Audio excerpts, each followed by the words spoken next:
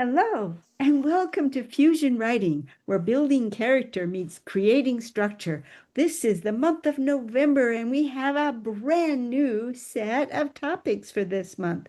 Victoria, want to get us going? Absolutely. So, yesterday, I started out by reminding everyone that too often when we embark on a challenge, we are ill prepared. I certainly was the first time that I did a month-long writing challenge. I had no idea how hard it was going to be. So I learned the hard way. Let me give you some of my hard-won wisdom to save you the heartache of it. Let's say, for example, you are embarking on either a 30-day writing challenge, or maybe you're joining us for the experience collection challenge, which is simply to create one note card from an experience each day for the month of November. So all you're doing is your goal is 30 cards. That's one of the first items on the preparation list. Have a goal. Know what winning looks like and know when you fall short. So if the goal is to create 30 days worth of cards, but you're thinking to myself, I've got a full-time job, or maybe I'm a full-time caregiver. You've got life commitments and things. Maybe a card a day is just not realistic. That's okay. You have control over your time. So leverage your time that's allowable against your goal. So maybe just creating 2 cards a week in some pocket of time. In your mind, that's a win. If I can get a couple of cards a week, I'm good to go. So set your goal and leverage your time so that you can reach that goal and win your challenge. It's not about doing what everybody else is doing. The most important thing is you're only competing with yourself. So set realistic goals based on the amount of time that you realistically have. That way, when you get to the end, you can give yourself a big hug and know that you met the challenge. Secondly, motivation. Boy, this one is often in short supply. When you've had a super long, crazy day at the office, or maybe you're a caregiver and you've been busy the whole day, just energy, outflow, and you're not refilling your cup, sometimes motivation is in real short supply. So that's another metric that you need to install for yourself. If I have a super high energy day and I know when I get to the end of that day, I've got nothing left to give, you've got to give yourself grace and say, okay, today is not going to be a note card day. It's not going to be a challenge day. No words will get written. And that's okay. Just remember, set achievable goals based on the time and the motivation that you have. And be honest about it. It feels great when you overshoot that mark. So aim low and then give yourself a cheer when you go beyond that goal. That's a good way to approach it. Third, do you have proper support? This is another one that people don't think about. Maybe you reach the end of the day or it's late afternoon and you're thinking, ooh, I've got some time to get some writing done now. Well, if somebody's got to be in the kitchen getting dinner ready, that can't be you. So have a plan. Either have a quick meal, something you can throw together so you can still squeeze in that writing time. Lean on your partner or a friend or a family member to kind of do that kitchen work or that back house work for you. That way you can carve out that piece of writing time. Never be ashamed to ask for support, especially when you're working towards a goal. It's only 30 days. So lean into that and lean on your support people. And then finally, give yourself some kind of bucket to start. Now, this one is going to be specific to our experience collection challenge. A simple way to divide up that challenge so that you have a place to put things is to just use your 5 senses. Sight, smell, sound, taste, and touch. 5 easy buckets. You could literally make 5 columns on a page. And when you create a card, let's say you're sitting in that cafe that I always like to have you sitting in, because I never go to cafes, but for some reason that's where I always put you. You're sitting in a cafe and you notice an amazing smell and you think, this could really inform a scene that I'm thinking about. And you capture that smell. Easy peasy when you get back to your desk or wherever you're sorting your note cards. Dump that note card in the smell bucket and you're done for the day. Then you don't have to go hunting for it later. So those are the main tips.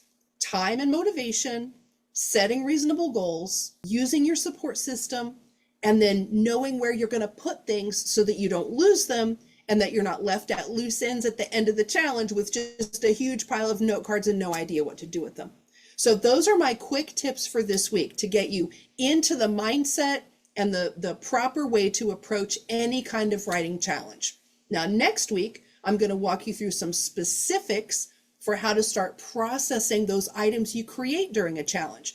But that's just a little sneak peek for next week. This week, just focus on getting yourself ready and setting yourself up for success using those areas that I told you to focus on to get started with.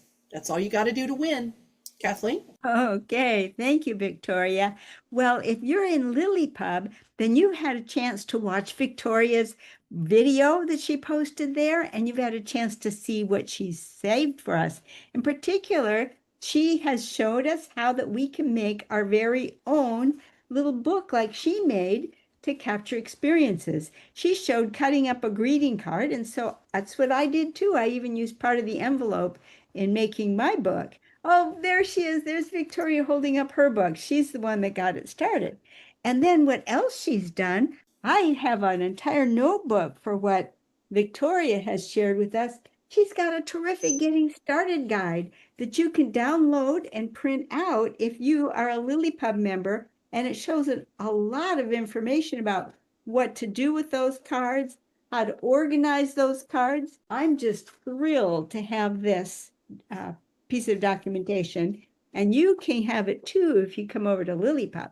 Also in LiLLiPub, we're sharing our experiences so that you can get more experiences because you can share the ones that other people post. So you can get a giant experience collection out of just contributing a few yourself.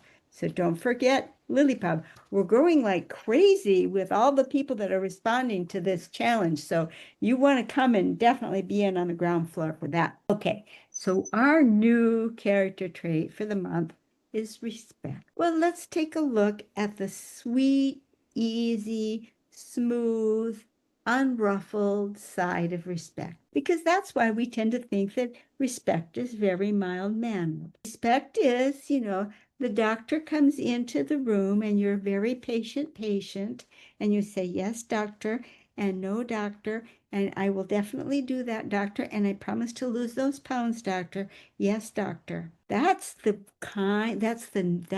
unruffled, kind of boring version of respect. I mean, it's the glue that holds society together. Obviously, if we don't have roles in society, and if we don't respect one another based on those roles, society can get very chaotic. So it is a very important glue, but it has story power way, way, way beyond what you would think from that word respect. And the story power comes in what happens when the sparks fly, when that respect is not given. And a really easy way to set up a story that's gonna start with a bang from the get-go is a scene where you've got one strong character standing in the room, looking around the room, surveilling the room. He is the top dog in the room. And a new character enters and he starts surveying the room,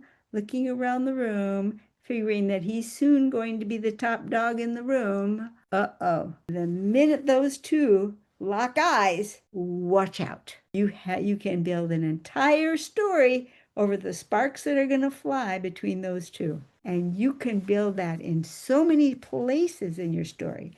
You can take these two and one can be a villain and one can be the hero struggling, and the villain can be stronger than the hero and the hero struggling to meet the villain. Okay. You can make it trouble in evil land where you have one villain and another villain and two villains in the story, eek, and they're duking it out with each other in heaven. What's going to happen to all the people in their wake?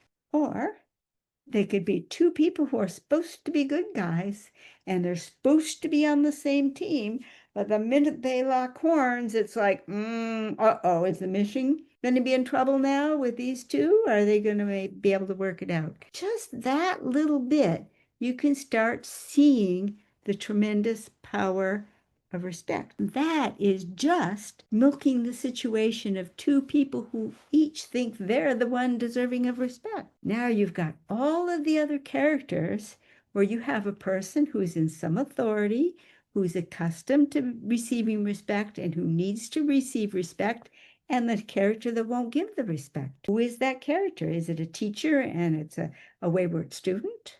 What is it? Perhaps the person that is in the position of respect and theoretically ought to be given that respect doesn't deserve the respect. He's in a position of authority, but he's not doing his job. And then you've got somebody who comes along and cannot give him the respect. You see, when you start playing with the ideas of respect, before we even go into the positions on the character profile diagram, you can begin to see that respect is anything but mild-mannered. It is a story powerhouse. It is dynamite. And so as we go through our next week, when we go into the dynamics, the voices of respect, and the different places that respect can fall on the character profile diagram, you'll be prepared because you will have already explored these many different dimensions of respect. And you might even be thinking about respect already, be thinking about it as an experience collection instead of waiting for the last month, because after all, we're collecting experiences all month during the month of November. Victoria, what would you like to add? Oh, that's fantastic. And you totally stole my thunder because I was going to send everybody to LiLLiPub at the end. So, first, run on over to LiLLiPub, join the Experience Collection Cafe, and you can download your free PDF that I've created. I think it's about 8 pages that gets you set up for success for the Experience Collection Challenge. And you can also share one note card a day over in our community. We'll each be looking at each other's note cards, checking out what each other's doing, getting ideas. It'll just be super fun. At the end of the day, this is just to help you get a little bit of pre-writing done by collecting experiences and to have fun in the community, because that's what we like to do. We hang out over there when we're not here. So I agree with Kathleen. If you aren't quite certain how to approach either the trait of respect or a particular character trait that we've covered, use your experience collection as a way to investigate it.